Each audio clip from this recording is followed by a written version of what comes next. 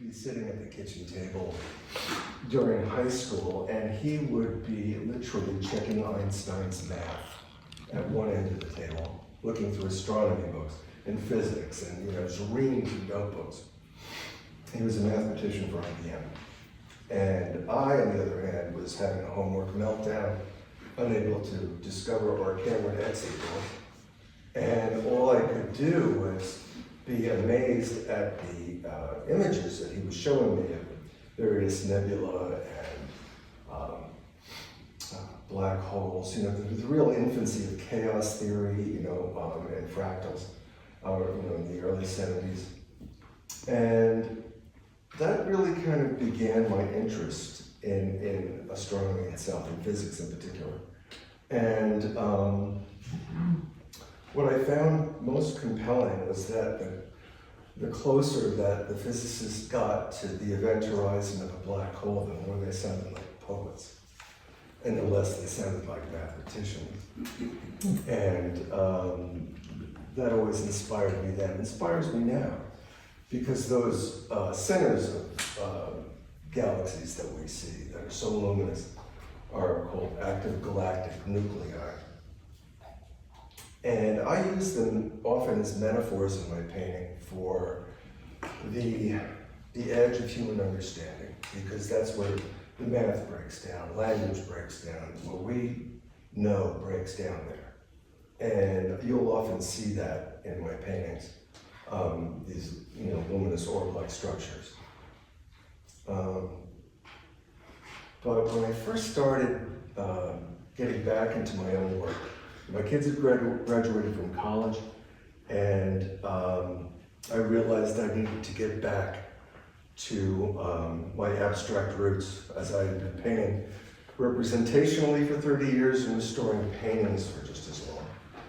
And those first couple of months were exhilarating and difficult, but what I noticed was that those images that my father and I were debating over all those years ago began to resurface in my work. I really didn't intend for that to be the case.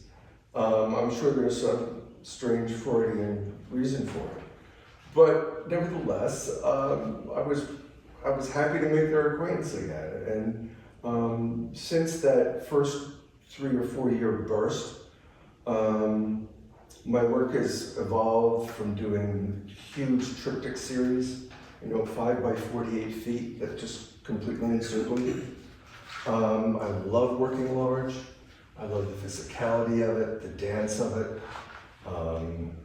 When I get down into a small easel-like place, I get a little claustrophobic. But that's just a personal thing for me. But lately, I've been branching out a little bit into 3 dimensions, which is you probably noticed when you came in. And I really want the experience of taking in my work, not to be so confrontational. I often find that people come into a museum, a gallery, and the work is hanging on the wall, particularly abstract work.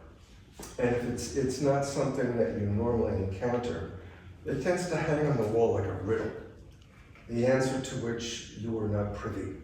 It's confrontational, it's a little bit off-putting for those who I don't think have spent their lives the way we do, immersed in it. So I wanted it to be a little more immersive. And so I've been branching out and doing pieces like Phase Gate.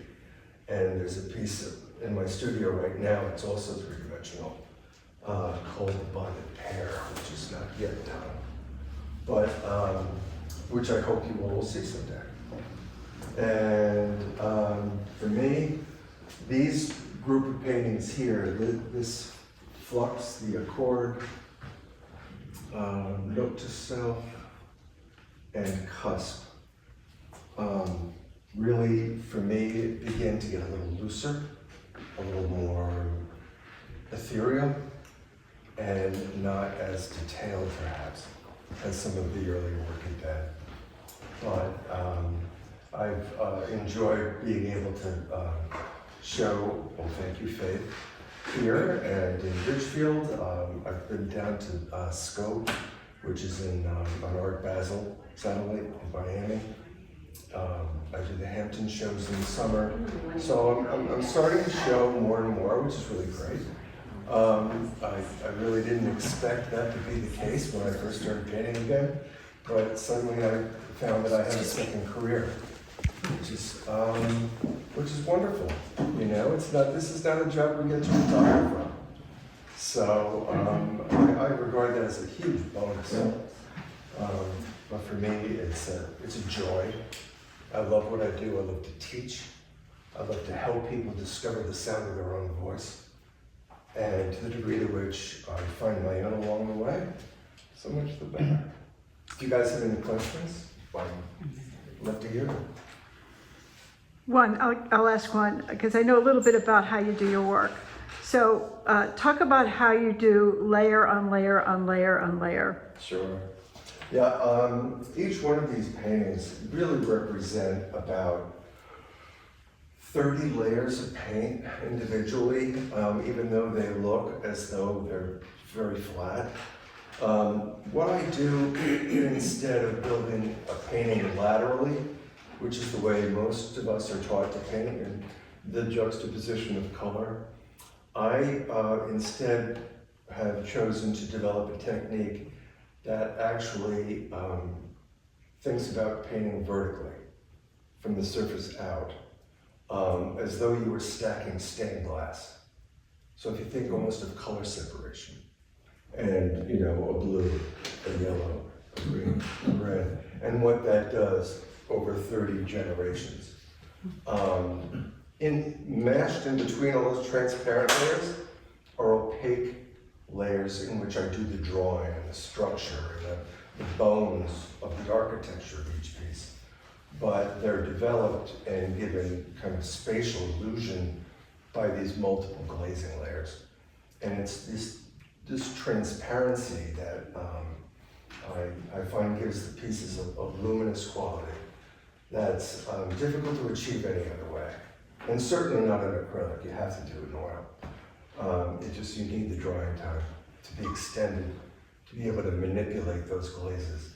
Acrylic, unfortunately, doesn't give you the opportunity to do that. Anybody else? Yes? I'm wondering about how much time it takes for you to create one of these large pieces. Me too. And, you know, kind of like, don't tell me what you don't want us to know. Like the history of it. Did you make that one first and then it made you go, oh, I'm gonna do this, or? It's a great question.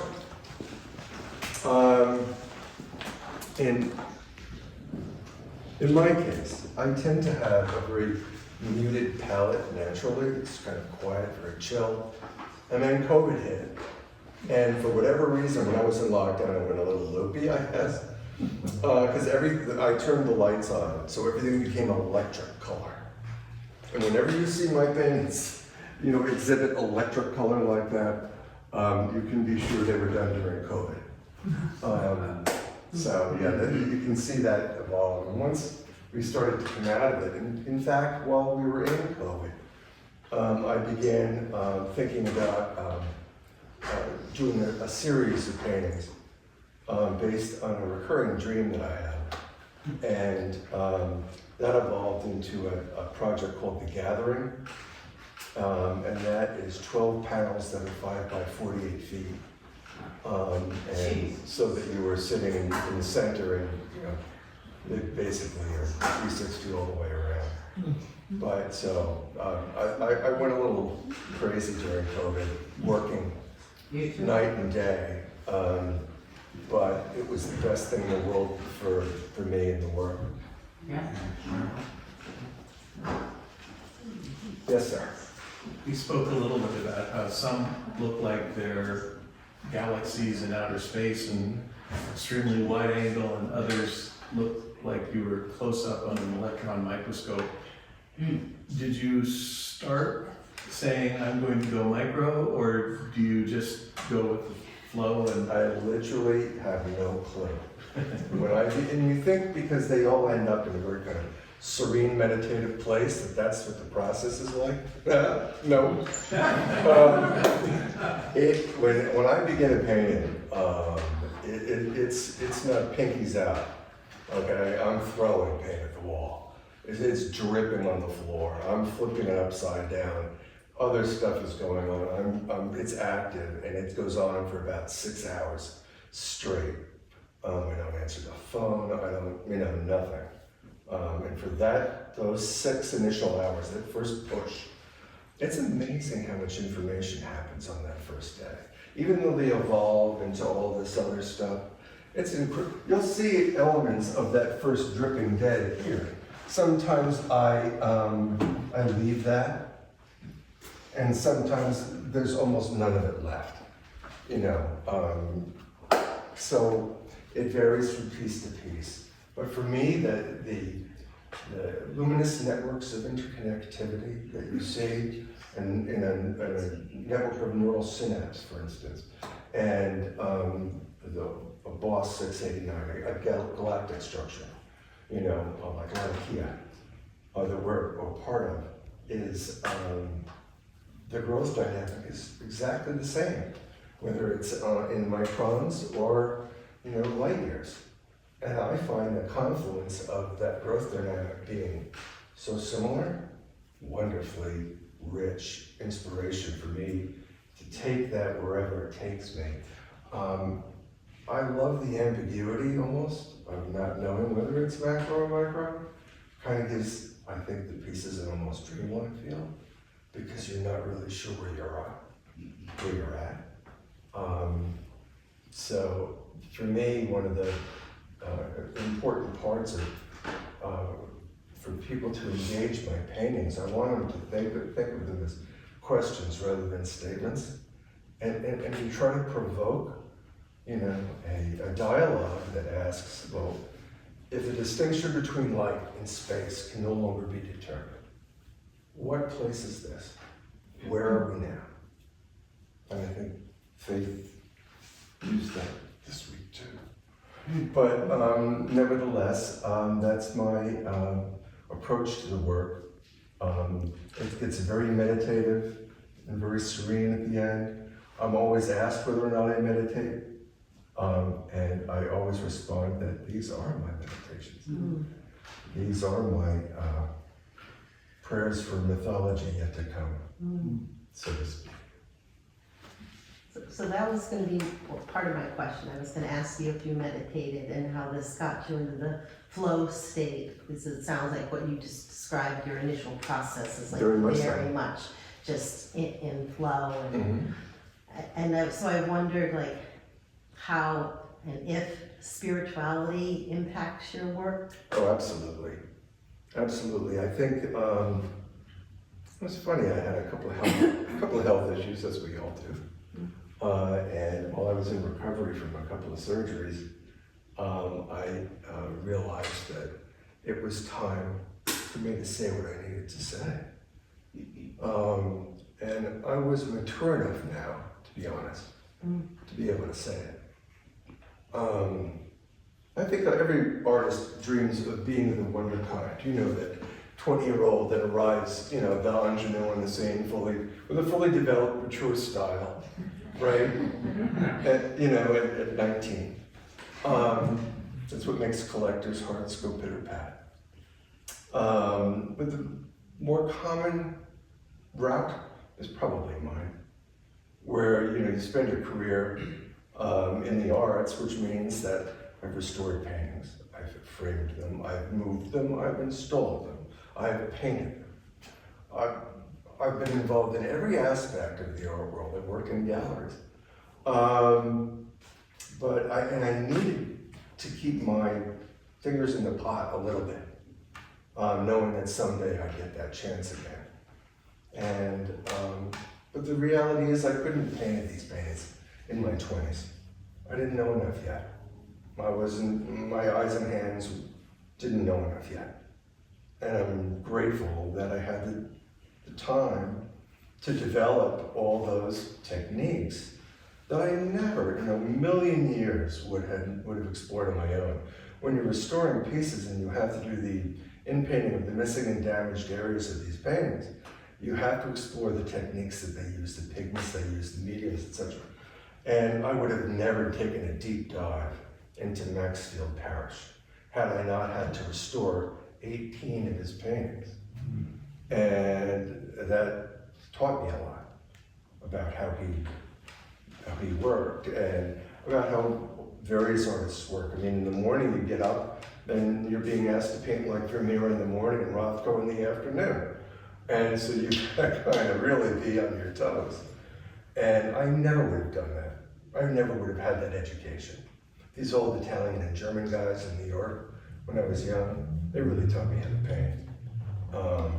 Loved Cooper Union, loved attending that school, had a blast. Just exciting intellectually, all that stuff. But when it really came down to the chops of painting, those old guys really taught me a lot. So my journey is long and circuitous. It's a long and winding road. But you know, that's the beauty of it, though.